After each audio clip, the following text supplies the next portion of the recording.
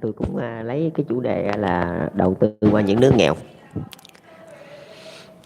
Nhưng mà tôi cũng xin mạng phép là tôi nói về nội bộ của các anh chị của mỗi một quốc gia thôi, chứ không phải của các anh chị nữa. Ở Việt Nam thì tôi cũng làm vậy thôi. Thì thậm chí bây giờ Trung Quốc hay Liên bang Nga hay bất kỳ đâu họ cũng đều áp dụng theo cái chuyện đó, tức là cái chuyện luân chuyển cán bộ địa phương. Tức là tôi đưa cán bộ địa phương đi hàng ngàn cây số từ tỉnh này qua tỉnh kia. Anh chủ tịch tỉnh này anh qua tỉnh kia làm chủ tịch. Thì tôi cũng khuyên các anh chị bên nước tư bản, các anh chị cũng nên làm như vậy trước khi các anh chị cải tổ nông nghiệp. Các anh chị mang lại một cái màu xanh tươi mới cho những người vô sản ở đó, cho họ có chỗ đi chỗ về. Và đồng thời cũng chính họ mới mang được sự công bằng xã hội, tức là họ kèm lại những cái người tư bản, những cái người điền chủ ở đó. Tại vì anh chỉ thuê đất thôi, anh không thể nào mà đè đạp cái đám vô sản được. Mà nếu mà anh đè đạp thì họ không cho anh thuê, họ cho người khác thuê. Họ nghèo hơn anh thiệt, nhưng mà họ là chủ đất. Không, anh cũng đâu thể nào mà anh càn quét họ được. Anh đâu thể nào mà anh càn quét như bây giờ đây, đất đai trong tay anh hết, họ ở đậu anh thì anh muốn càn quét kiểu gì anh càn quét. Không đồng ý. Bây giờ các anh chị văn minh rồi, các anh chị có lực lệ rồi, nhưng mà anh chị đâu làm sao mà cấm được người ta, để trong khi đất đai của người ta muốn càn quét. Mà bây giờ văn minh tới cái độ mà người ta không dám thưa. Người ta đâu có dám thưa đâu các anh chị. Người ta nghèo người ta đâu có dám đâu, ta sợ gần chết. Bây giờ mà mỗi lần mà nghịch với ông nào đi, ông điền chủ nào thôi là sợ, mà sợ, nói chung sợ tè ra quần luôn, chứ vẫn chơi hoài. Người dân làm sao mà ta dám nói mấy cái chuyện đó. Tôi ở đây mà tôi nói chuyện thì cái thế giới tư bản mà nhiều khi tôi cũng muốn run nữa đây. Ý là tôi ở đây là sắp sửa là nhiệm chức chủ tịch nước rồi đây, mà tôi cũng nhiều khi mà cũng tiêm thòng với mấy anh chị nữa, chứ đừng nói gì ai.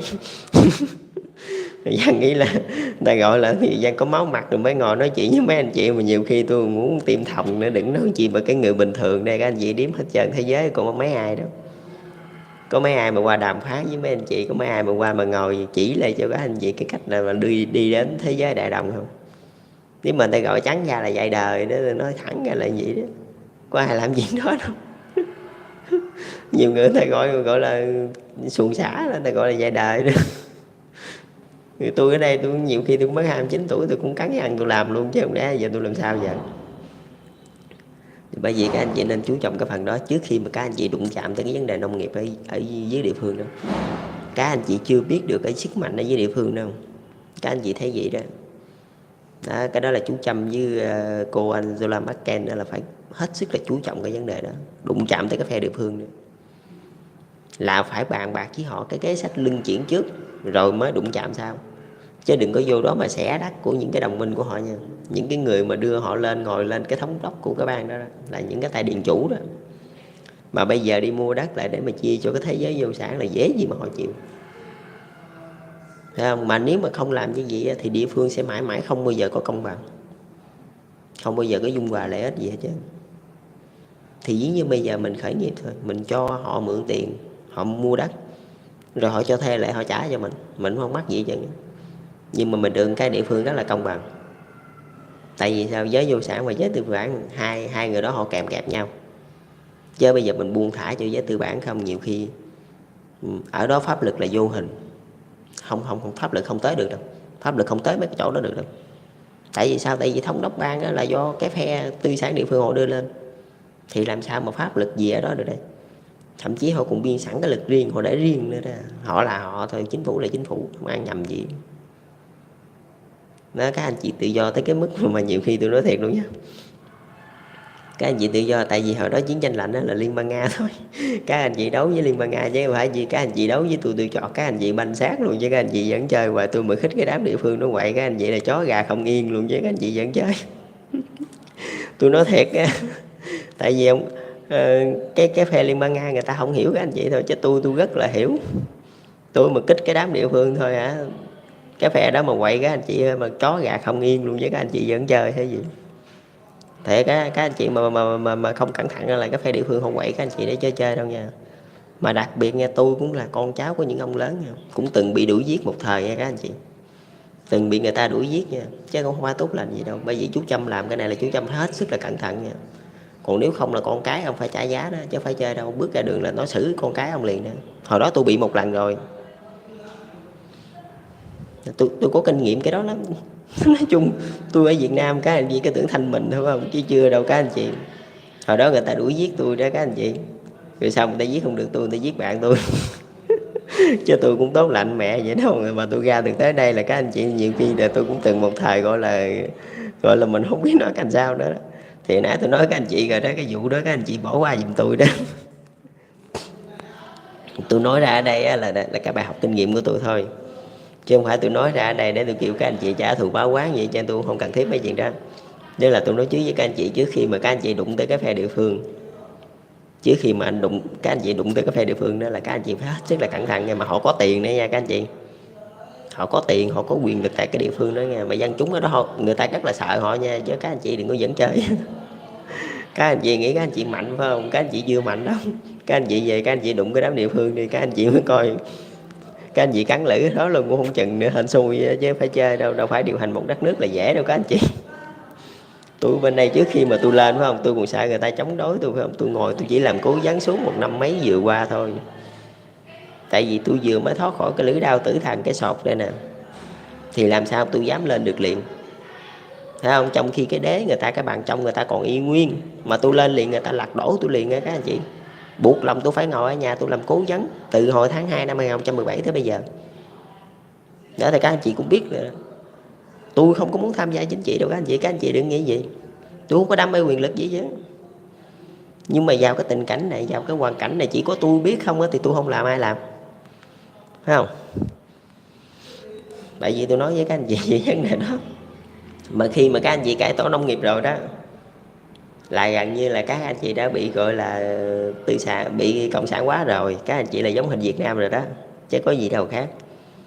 Việt Nam thì không dám nói là văn minh hơn các anh chị đâu, tại vì chúng tôi nghèo hơn các anh chị mà làm sao văn minh hơn được.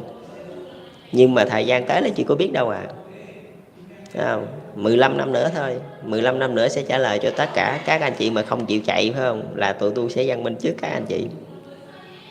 15 năm nữa thôi, là 2035 thôi, Việt Nam sẽ cán cái mốc gọi là một nước công nghiệp.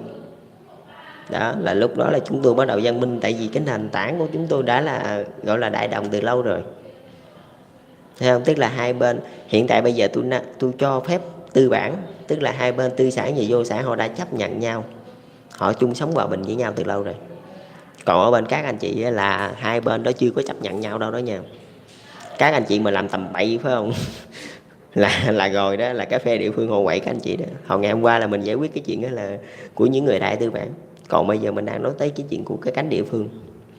Thì ở Việt Nam tôi cũng làm vậy thôi. Trước tiên là tôi cũng phải luân chuyển cán bộ thôi, tại vì tôi sợ các anh chị lương kết bè là đảng, ai mà biết được đâu, ai mà biết được cái bụng dạ những người địa phương đang nghĩ cái gì, thấy không? Mình đâu có biết trước được đâu. Bây giờ mình cứ cắm cúi, mình cứ lo tiến ra bên ngoài, mình quay lại sau lưng nó đâm sau lưng mình rồi cũng như không thôi chứ gì.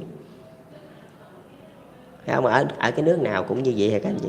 Buộc lòng các anh chị phải áp dụng cái biện pháp đó thôi, cái biện pháp là tách họ ra, chứ không có cho họ kết bè lập đảng. Họ kết bè lập đảng thì được rồi đó, họ trung thành với chính phủ, cái đó mình còn quan nghênh nữa. Mà lỡ mà họ mà phản nghịch với chính phủ thì sao? Họ không ưa cái ông tổng thống đó, họ ưa cái ông thủ tướng đó là sao? Họ đâm sau lưng ổng chứ chơi đâu. Ổng lay quay ở bên ngoài là nó đâm sau lưng ổng liền nữa, chứ vẫn chơi đâu các anh chị. Thì tôi chỉ nói vậy thôi, còn các anh chị làm như thế nào là tùy các anh chị quyết định. Rồi mình lại nói đầu tư qua những nước nghèo, những nước đang phát triển. Thì khi mà các anh chị cải tổ nông nghiệp rồi đó, là các anh chị mới hiểu được cái mô hình hợp tác xã ở bên này. Mà khi mà các anh chị hiểu rồi đó, thì lúc đó như cái nhãn hàng Monsanto đi mà muốn qua đây mà bán gọi là thuốc trừ sâu đồ này kia thì các anh chị cũng dễ dàng thôi. Các anh chị biết rồi, tại bên đây là nó, tức là bên các anh chị giống thịt bên đây có gì đâu khác, cũng hợp tác xã y gan vậy đó. Thì các anh chị muốn bán hàng nó dễ. Chứ còn bây giờ các anh chị không có hợp tác xã, các anh chị là kinh tế tư nhân, một mình nên làm thôi, thì làm sao mà các anh chị biết được. Thấy không? Mà trong khi bên tôi là có luôn hợp tác xã, có luôn kinh tế tư nhân, có luôn kinh tế nước ngoài, và có luôn kinh tế hợp tác giữa Việt Nam và nước ngoài. Chúng tôi đa cái thành phần luôn, nhiều thành phần hơn các anh chị nhiều đó. Còn chưa kể những người Việt kiều hồi hương nữa, chúng tôi có nhiều thành phần lắm, nhiều hơn các anh chị. Các anh chị chỉ có cái kinh tế tư bản thôi, còn vô sản đâu có kinh tế gì đâu, có tiền đâu mà làm. Rồi chưa kể những người tư sản họ đè đạp, làm sao làm được.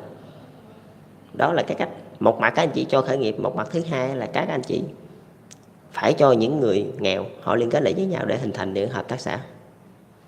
Thì nếu mà các anh chị mà không hiểu á, thì các anh chị có thể qua Việt Nam, các anh chị cứ cử một tổ qua Việt Nam. Ở đây hợp tác xã nó không chỉ riêng về nông nghiệp nha, nó không chỉ riêng về cái nông nghiệp đâu, mà nó nhiều lĩnh vực lắm, giao thông vận tải rồi này kia nó đủ hết trơn đó. Thì các anh chị cử người về Việt Nam nè, bên đây nè, thì bên đây họ sẽ hỗ trợ các anh chị để hình thành nên những hợp tác xã. Hợp tác xã đó là cái cách để cho những người nghèo họ nương tựa với nhau. Thay vì chính phủ phải trợ cấp cho họ khi mỗi lần mà họ thất nghiệp nữa, thì chính phủ không cần phải làm chuyện đó. Chính phủ tạo điều kiện cho họ liên kết với nhau để mà họ tự làm ăn, họ tự sinh sống. Ở đây tôi chỉ cho cây cần câu thôi, chứ tôi không cho con cá đâu. Ai làm gì được đó thì làm, câu được cá thì ăn, còn không được thì nhịn, chứ tôi đâu có cho tiền đâu. Tôi chỉ cho cái mô hình thôi. Nếu Việt Nam tôi cũng như vậy thôi, tôi chỉ giúp tới đó thôi, và mọi người phải tự phấn đấu, chứ không có cái vụ mà tôi làm hết trơn rồi dân chúng làm gì, phải không? Thì các anh chị cũng vậy thôi. Thay vì các anh chị phải trợ cấp thất nghiệp, phải trợ cấp đủ thứ hết trơn, cái này không có đâu. Khởi nghiệp ra đó đi rồi làm đó. Còn làm ăn kinh tế nhỏ lẻ thì liên kết với nhau thành hợp tác xã. Mà nếu mà không biết thì qua Việt Nam, ở đây bên tôi chỉ ra, có nhầm gì đâu. Thì tôi bây giờ tôi cũng tôi hướng bên đây tôi xây dựng cái mô hình chủ nghĩa xã hội mới cho mọi người cùng xài, và tôi đổi lại cái sự gọi là mở cửa của Việt Nam, rồi làm ăn vậy thôi, rồi phát triển lên thôi. Cái đó là ngày xưa tôi có nói với mọi người là Việt Nam sẽ là một cường quốc, là một cường quốc như vậy đó, chứ đâu phải cường quốc là đem quân đi đánh khắp nơi mới gọi là cường quốc. Tôi đâu có đem quân đi đánh khắp nơi đâu. Đồng ý quân đội của tôi hiện tại bây giờ tôi huy động lên tới 2 triệu rồi, nghĩa là quân đội tôi luôn phải giữ cái cân bằng.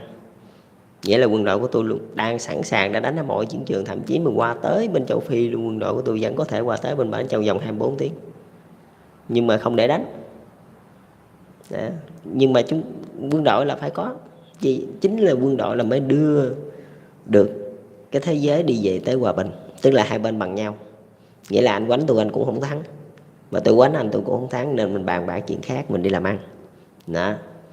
Chứ nếu mà không có quân đội, nếu mà tôi mà không đầu tư quân đội, chắc là mấy ngày Việt Nam bị giải phóng lâu rồi, chứ đâu còn tới giờ. Còn chưa kể nữa, tôi tham gia vô trong cái công cuộc gọi là thống nhất Hàn Quốc, mà cái đó cái ý tưởng của tôi nữa. Bây giờ người mà người ta nhìn vô, người ta cứ nghĩ là tôi qua đó tôi giật cái lãnh địa của nước Mỹ. Tại vì Nam Hàn Quốc là của Mỹ mà nếu mà tôi cho hai nước thống nhất lại với nhau, tôi giật cái lãnh địa của nước Mỹ thì chẳng mấy chốc thì Việt Nam là lên tàu lại ra khơi nữa, đang chạy về Liên bang Nga, tại vì bị giải phóng rồi. Mà nếu mà tôi không chuẩn bị sẵn sàng thì làm sao mà được đấy. Tại vì lúc nào quân đội tôi cũng sẵn sàng chiến đấu hết. Bởi vì bây giờ tôi mới ngồi ở đây tôi nói chuyện kinh tế với các anh chị nè, tức là về thực lực quân đội là tạm gọi là ngang nhau. Còn cái vấn đề mà nhắc tới vấn đề quân đội tôi mới nhớ nữa là nghe đâu là Trung Quốc chuẩn bị mua vũ khí gì đó, tài nguyên trang thiết bị gì của nước Mỹ mà nước Mỹ không bán đó. Các anh chị còn rất là bó buộc, các anh chị đã rất là sợ, tôi biết nữa. Các anh chị sợ rồi một ngày phải không, là chúng tôi sẽ đổ quân qua, chúng tôi tận diệt gọi là thế giới tư bản. Tại vì chúng tôi có đủ mạnh để làm chuyện đó. Nhưng mà không, tôi không làm gì. Tức là các anh chị muốn đi theo, đã nói là thế giới đại đồng, tôi chấp nhận các anh chị, thì các anh chị cũng phải chấp nhận tôi, thấy không? Tôi đâu có cần đánh các anh chị làm gì. Nhưng mà các anh chị phải coi cái mô hình mà tôi đã xây đó, sẽ có nhiều cái mà ở bên nước các anh chị không có đâu. Giống như cái mô hình hợp tác xã thôi, bấy nhiêu đó thôi là các anh chị đã giúp ích được cho bao nhiêu con người phải ngủ đầu đường xó chợ, bao nhiêu con người không đất, không cửa, không nhà rồi. Đó là các anh chị phải giúp, các anh chị giúp cho bao nhiêu người mà họ là người dân của các anh chị phải có trách nhiệm với họ, chứ không phải là tôi chỉ nói cái mô hình đó thôi. Mà một khi các anh chị đã làm như vậy rồi đó, là các anh chị đã là một cái nước cộng sản rồi, thì tôi đánh các anh chị để làm gì, phải không? Mà bây giờ Trung Quốc á, thì ông Trung Quốc là ông tào lao đó, mà ông lúc nào ông cũng nhảy trước hết trơn vậy đó. Ông đòi mua trang thiết bị vũ khí gì đó. Hồi ngày xưa tôi đặt một chiếc tàu sân bay của Mỹ, nhưng mà tổng thống Mỹ không có chịu bán, thấy không? Nhưng mà bây giờ tôi vẫn muốn đặt một chiếc tàu sân bay của Mỹ, thấy không? Để mà thắt chặt cái tình đồng minh vậy thôi. Chứ tôi với các anh chị mà đánh đập cái gì, Tôi mua tàu sân bay để chạy ra ngoài biển Đông rồi dạo cảnh đồ chơi vậy chứ đánh đập gì nữa. Bây giờ hai bên tương quan lực lượng ngang bằng với nhau, tôi mua có một chiếc tàu sân bay, làm sao tôi đánh lại một cái hạm đội gần cả 100 chiếc của tổng thống Mỹ được. Chuyện đánh lại là cái chuyện đó không bao giờ. chỉ là chỉ là anh có thì tôi nói rồi, các anh chị hàng loại 1, các anh chị có 100 chiếc, tôi hàng loại 2, tôi có được 1 chiếc, kệ cho có người ta vậy chứ sao, sống cho có của gì giống vậy đó. Chứ các anh chị đừng nghĩ là người ta qua ta mua đồ vũ khí, các anh chị cái bán đi mắc cái bí mật quốc gia rồi kia, ôi tôi nhức đầu với các anh chị lắm. Tôi cũng không hiểu nổi. Bây giờ tôi đơn giản các anh chị gì đó. Bây giờ tổng thống Trump nè, ông có bao giờ ông nghĩ là ông qua đây ông liên kết với Việt Nam để mà ông mở một cái hãng đóng tàu sân bay ông bán chơi vậy đó? Có bao giờ ông nghĩ chuyện đó chưa? Cái đó nó kiếm ra tiền nha, chứ ông đừng có nghĩ là tôi qua đây tôi ăn cắp công nghệ, ông không bao giờ có đâu. Tôi cũng chẳng cần phải ăn cắp công nghệ của ông làm gì nữa. Tôi liên kết với Ukraine cũng không được sao, mắc mớ tôi liên kết với ông. Tôi liên kết với Liên bang Nga tôi đóng cũng được vậy, mắc mớ tôi liên kết với ông làm gì? Không phải đó Liên bang Đức đó tôi liên kết cũng được vậy, phải không? Nhưng mà bây giờ tôi ngủ ông đó liên kết đóng tàu sân bay đó, bán. Trời, mấy nước ở đây kinh tế họ sẽ lên, tôi chắc luôn, kinh tế họ sẽ phát triển lên. Rồi thì sao? Thì vũ khí nó là một cái hàng, gọi là một cái thứ hàng gọi là thương phẩm. Chứ vũ khí mà khi mà không có chiến trường, không có chiến tranh đó thì vũ khí là cái gì? Vũ khí là một cái hàng giống như là chiếc máy bay trực thăng thì cũng để dành đi du lịch thôi, chứ làm gì cái quánh đập ai đâu mà làm gì. Vậy chứ giờ không có chiến tranh này dùng để làm gì giờ? Thì bán cho người ta xài. Thấy không? Mà tôi trên kế hoạch của tôi là T54, T55 tôi chuẩn bị đem ra tôi bán sạch hết luôn á, tôi không chừa vậy chứ. Tôi cải tổ lấy cái mới, tôi bán ra cho dân chúng người ta xài. Chứ để làm gì? Không có chiến trường rồi để làm cái gì? Tôi cải tổ thôi, giống vậy đó. Giờ đóng tàu sân bay 20 chiếc máy bay thôi, đóng loại nhỏ, bán rẻ, 1 tỷ rưỡi đô vậy thôi đó. Cho mấy nước nghèo đây nè, Philippines đâu nè, ta mua nè. Sao không mua? Tại vì ông không chịu bán, ông bó quá. Nhưng mà cái đó là tiền không đó, chứ không phải chơi đâu. Ông mà mở cái đó ra thôi là tiền không đó, tại ông không chịu bán thôi. Thấy ông? Mà ông cứ giữ khư khư đó, ông có tưởng là ông chiến tranh được cái gì? Ông chiến không có được đâu. Liên bang Nga rất là mạnh, Trung Quốc rất là mạnh, mà Việt Nam cũng không có bèo đâu. Nếu mà bèo thì Việt Nam đâu tồn tại tới giờ. Thấy không? 4-3 năm rồi, nếu mà lật đổ được thì ông đã làm rồi. Bây giờ tôi huy động lên tới 2 triệu quân người nó thường trực thường niên luôn đó, thì ông nghĩ làm sao mà ông có thể giải phóng Việt Nam được đây? Thậm chí cái vùng Đông Nam Á luôn ông cũng không có làm gì được luôn, tại vì quân đội Việt Nam nó sẵn sàng chiến đấu, nó có thể đổ quân xuống bất kỳ khi nào, bất kỳ cái chỗ nào luôn. Khi mà xảy ra chiến tranh là tôi mới đổ quân. Thì quân đội Việt Nam chỉ ở trong nước thôi, chứ tôi không phải như ông đi đóng quân khắp nơi đâu, tôi đổ cần gì đó. Tôi chỉ để ở trong nước thôi, 2 triệu quân lúc nào cũng vậy, thường trực tinh nhuệ, sẵn sàng chiến đấu. Khi nào mà có chiến tranh ở đâu tôi đổ qua đó, thậm chí Nam Bắc Triều Tiên luôn tôi vẫn có thể đổ lên đó. 1 triệu quân tôi sẵn sàng ra quốc tế. Thấy không? Thì làm sao đánh nhau được nữa? Bây giờ là chỉ cái cách là lòn lách với nhau để mà bán vũ khí thương phẩm với nhau chơi thôi, chứ làm gì mà có cái chuyện mà gọi là đánh nhau ở đây nữa, không có đâu. Mà khi mà kinh tế mở ra rồi đó, mình bán những cái thứ khác rồi thì mình cũng bán luôn cái đó. Tại vì khi mà mình bán cái vũ khí đó đó là nó chứng minh cái sự gọi là hòa bình, nghĩa là mình không bó buộc nữa. Thì cũng giống như Liên bang Nga đó, là người ta có cái chiếc gọi là BMPT-2 đó, là cái chiếc gọi là phòng không mà dành cho tăng thiết giáp đó. Là cái chiếc đó hồi đó là cái ý tưởng của tôi chế ra với đâu. Là tại vì tôi sợ, tôi biết Mỹ rất là mạnh về gọi là không quân.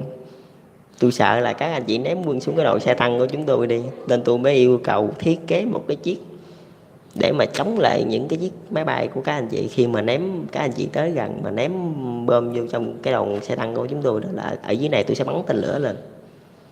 Thấy không? Là các anh chị không làm gì được đâu. Tôi nói thiệt, vũ khí bên đây rất là mạnh.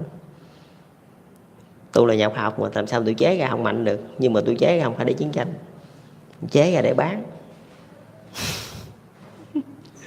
Hiện tại giờ các anh chị chưa mở vũ khí cho nhau. Thấy không? Các anh chị còn ghìm với nhau.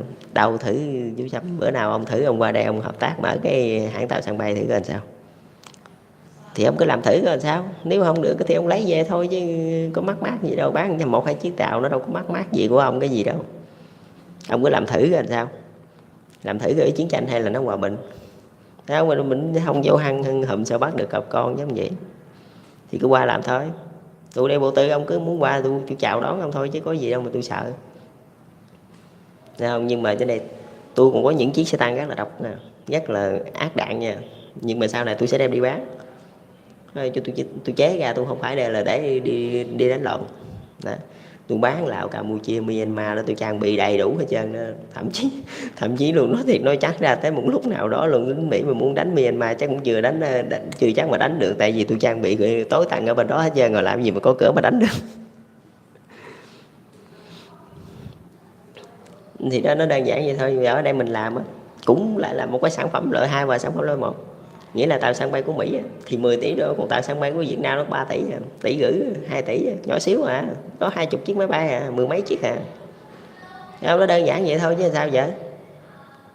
Cái đó là một cái cách làm kinh tế thôi, mà các anh chị luôn thủ với nhau, các anh chị luôn thủ vũ khí với nhau. Trời, ngày mai nó qua nó xâm lược mình, ngày mai nó qua nó lật đổ mình, sẽ không bao giờ có cái chuyện đó.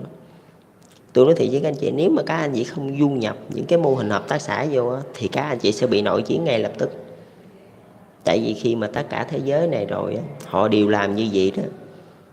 Đó, dân chúng của các anh chị đi qua đó du lịch đâu thôi, họ đồn thổi thôi, họ qua đó họ nói trời bên đó nó lịch sự lắm, mặc dù nó nghèo hơn mình chút thiệt, nhưng mà nó rất là văn minh, nó văn minh hơn mình nhiều. Đó, có nhiều đó thôi là bên chị là bên các anh chị là thế là muốn là cầu xé nhau được rồi đó, chứ nói gì. Bởi vì tôi nói trước với các anh chị nên các anh chị du nhập vô đi, phải không? Chứ nếu không là mai mốt các anh chị nội chiến đó, các anh chị phân cực đó chứ phải chơi đâu à.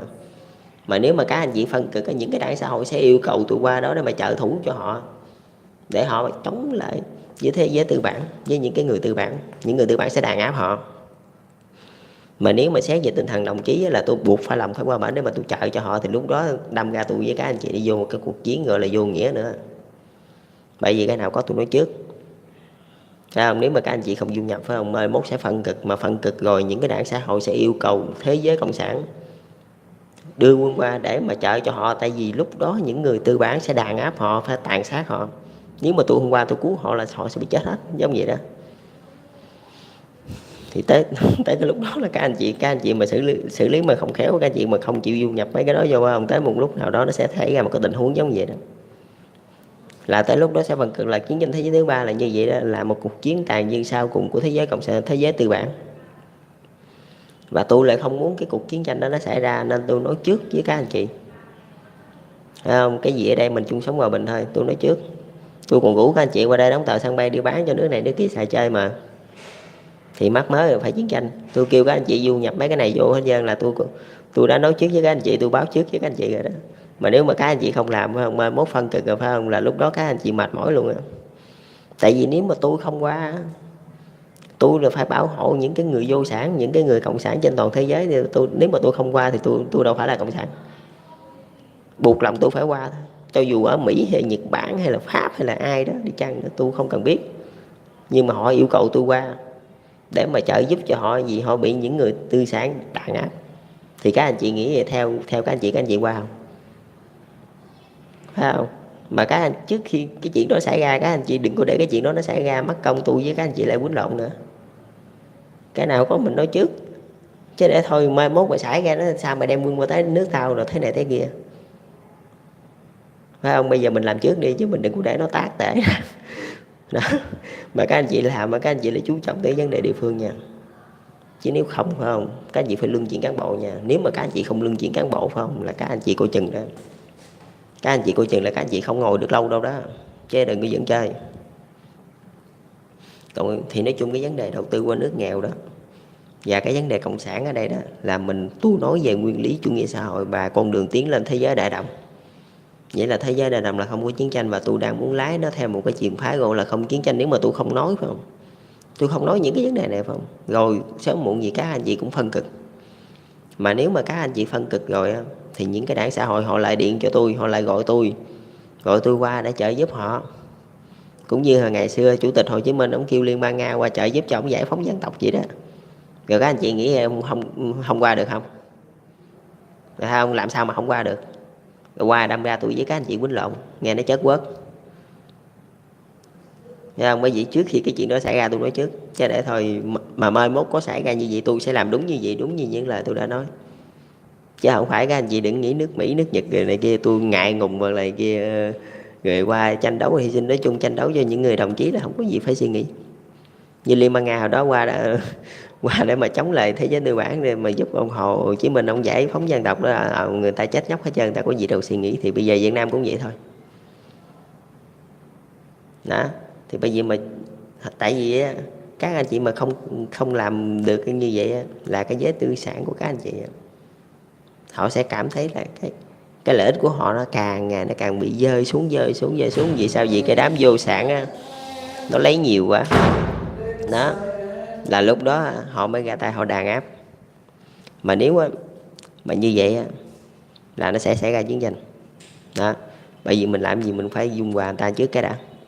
Thì tôi nói với các anh chị từ sáng giờ đó, cũng có vấn đề mà dung hòa lợi ích của những người tư sản. Tại vì tôi rất là sợ khi mà họ đàn áp rồi á, là cái thế giới vô sản, những người vô sản đó họ sẽ gọi cho cái phe vô sản bên đây nè, họ kêu qua hỗ trợ, rồi bên tôi làm sao không lẽ bỏ họ đó. Bởi vì bên đây có cái gì đó thì các anh chị cứ đi qua đây nghiên cứu về cái mô hình hợp tác xã đó, các anh chị cứ đem về bển mà xài đi. Nghĩa là các anh chị đã bắt đầu dần dần giống như tôi, nhưng mà không giống như cái chủ nghĩa xã hội mới, chứ không phải là giống cái kiểu như của các Marx với Lenin. Nó không phải vậy, tôi xây dựng nó đâu phải kiểu gì.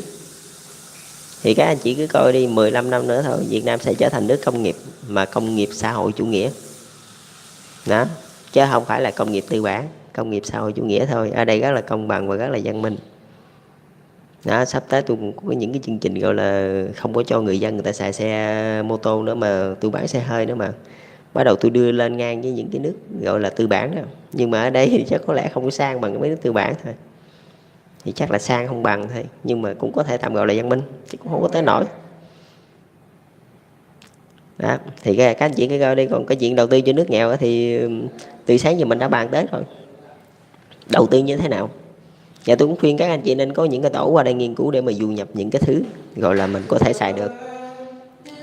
Ví như là đông y dược đi, nếu mà bây giờ đi mình không du nhập đông y dược đi, thì mình cứ đè ra mình mổ thôi chứ mình làm gì.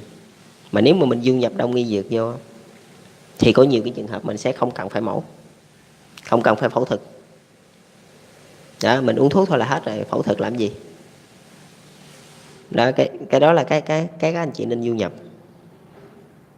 Thì các anh chị cứ du nhập thôi, thế giới nó cứ đại động ra đó rồi, còn gì nữa đâu mà quánh lộn gì nữa.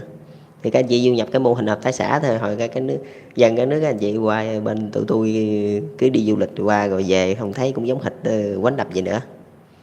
Mà nếu các anh chị là không làm gì rồi mai mốt rồi mất công phân cực ra, tức là một bên ngã về thế giới cái vô sản, rồi một bên ngã về thế giới tư bản, rồi hai bên quánh lộn là nội chiến của các anh chị á.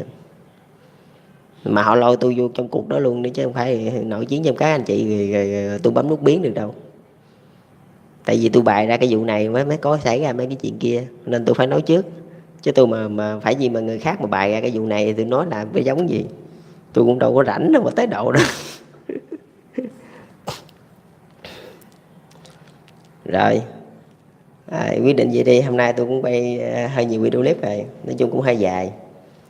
Rồi để tối nay nó đi thì tôi sẽ nói với các anh chị về cái trường phái gọi là trường phái kinh tế tư nhân, rồi kinh tế tiểu tư sản và kinh tế gọi là đại chúng đó.